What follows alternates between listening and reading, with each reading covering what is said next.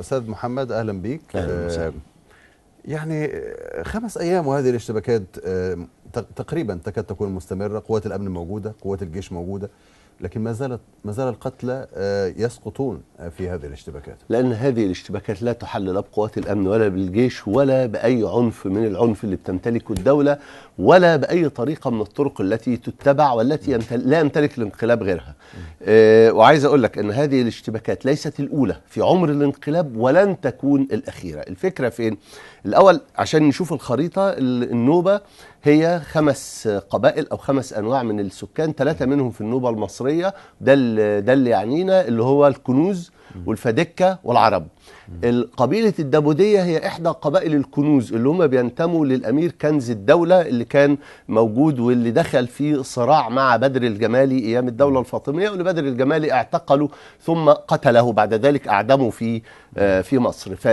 وهم بينتموا لعرب ربيعة، يعني هم كمان عرب في الأصل، هم في الأساس عرب من قبيلة ربيعة. فاللي هيبص على الحكاية على أنها إثنية فقط، أن دول من أصل نوبي ودول من أصل عربي اللي هم بني هلال، طبعا بني هلال بن عامر معروفين أصحاب التغريبة الشهيرة على الناحية الثانية، سيخطئ في النظر. ثم أنه كلا النوعين من القبائل، سواء قبائل الدابودية أو قبائل بني هلال، بالجيرة الطويلة كده اكتسبوا الصبغة النوبية أكثر من أي شيء آخر. الحكاية أن بدأ الصراع بأن في أحدهم كتب كلاما غير لائق، سواء كان من بني هلال أو من الدابودية، أنا عارف بس مش عايز أقول يعني عشان حتى لا نؤجج النار، فكتب كلام غير لائق وترد عليه برضه، ده كلام صغير. الفكرة فين؟ الفكرة في أن عندما يسقط معنى الدولة في قلبها فإنه سيكون أقل تأثيرا في أطرافها. ده اللي حصل في سيناء وده اللي حصل في أسوان، ان الناس ما عادوش مقتنعين ان في دولة، ولا انك انت بالاسم وبالنيابة وبالقضاء وبالمش عارف ايه هتاخد حقك. فبدأ كل واحد ياخد حقه بإيده طبقا لشرائعه وطبقا لسلوكياته التي مارس عليها زمنا طويلا. الغريب ان كل طرف بيتهم الدولة بالتقصير لان الدولة مقصرة بالنسبة لكل الأطراف، لأنها لم تفعل ما ينبغي. لكن ينضم إليك أستاذ قدوسي، لعلك أيضا تابعت ما قاله الصحفي سليم عزوز، أنه هذا السلاح الذي استخدم في قتل ما يصل إلى 28 مواطن في أسوان ليس سلاحا أسوانيا، وإنما جاء من مسافات بعيدة ومر على كمائن وحواجز أمنية. شوف، أنا عايز أطلع بره كل ده. الأول أنا موافق على مجمل اللي اتقال في تعليقات الناس على المجمل، ما عدا بعض الآراء المتطرفة شوية، لكن ما يمثل الكور أو القلب أنا موافق معاه. عايز أقول لك إنه هذه هي طريقة تعامل الدولة العسكرية مع الأطراف، بل إنها تحول كل الناس إلى أطراف ليبقى العسكر قلبا وحيدا.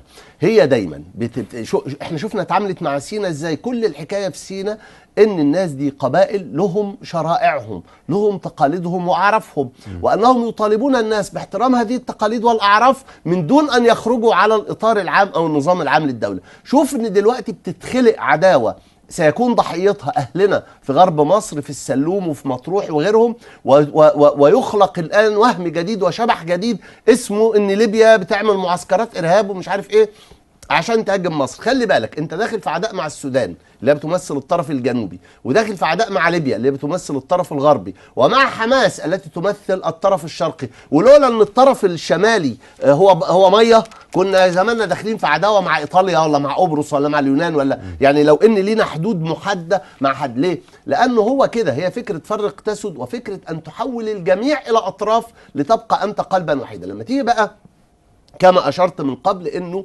أول ما الدولة بتتفكك زي كده نأتي الأرض ننقصها من أطرافها، بيبدأ التفكك من الأطراف. هشير على فكرتين أعتقد أن هم اللي يهمونا في الأيام الجاية. فكرة انتقال الصراع ليصبح صراعا مع الدولة. خلي بالك، كل اللي اتكلموا دلوقتي سواء هلايل أو دابودية قال لك ده الداخلية قتلت، دي الداخلية قتلت، يعني ان هو نسي الحكاية بدأت منين وتحولت المسألة الى ان الداخلية قتلت مننا. فإن لم يكن الصراع في بدايته مع الدولة فهو في محصلته ضد الدولة. يعني سواء كده أو كده. الفكرة الثانية اللي هي فكرة جماعة الانقلاب الذي يدير الأمور باعتبارها عصابة، والذي لا يستطيع أن يقصي أحدا من هذه العصابة، لأن اللي هيخرج بره هيبقى بيوقن إن هم بيرموه للموت، إن هم بيقدموه لقمة سائغة لكل هذه الأطراف التي عادتها عصابة الانقلاب، وبالتالي مش هيخرج إلا بالدم يعني. ودلوقتي حالا أنا أشك جدا في إن هيقدروا يغيروا القيادات اللي هناك اللي هي المسؤولة وكده بالساهل، وإذا ده حصل فإن ده هينعكس في صورة صراعات كبيرة جدا داخل جماعة الانقلاب.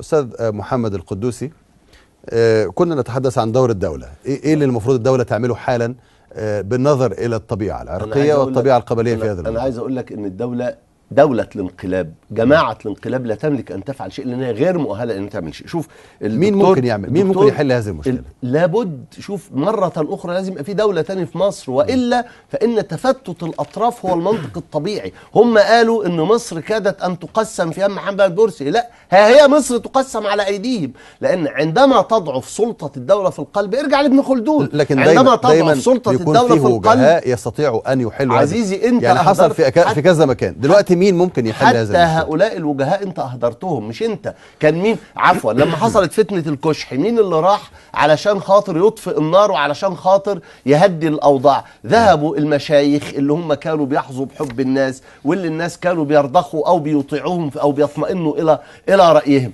دلوقتي انت اهدرت حتى القيمه الاعتباريه للمشايخ دول، اهدرت القيمه الاعتباريه لاساتذه الجامعه، اهدرت القيمه الاعتباريه للقيادات السياسيه، طلعت مسحت بالكل البلاط وهزأت الكل وشتمت الكل، وبقت سياسة الانقلاب هي سياسة دمر تسد، مش بس فرق تسد. أنت دمرت القيم اللي كان مبني عليها المجتمع، الشخصيات اللي كان المجتمع بيرجع إليها، القيم اللي كان المجتمع بيأوي إليها. طيب لما تحصل فتنة زي كده هتلمها إزاي؟ الحقيقة إنه الفتنة التي عشان نفهمها هنرجع كده لمقدمة ابن خلدون، هنلاقي إنه عندما تضعف الدولة في القلب تبدأ في التحلل في الأطراف. بصوا يا ناس على اللي بيحصل، لو إن اللي بيحصل ده بيحصل في النوبة بس او في اسوان بس، فانا هدرسه في حدود النوبة بس او في سينا بس، لكن لو سمحت بص لي على اللي بيحصل في الحدود الغربية واللي بيحصل في سينا واللي بيحصل في اسوان، هتلاقيه هو تفكك الاطراف الذي حدثنا عنه ابن خلدون. اشكرك شكرا جزيلا الاستاذ محمد القدوسي.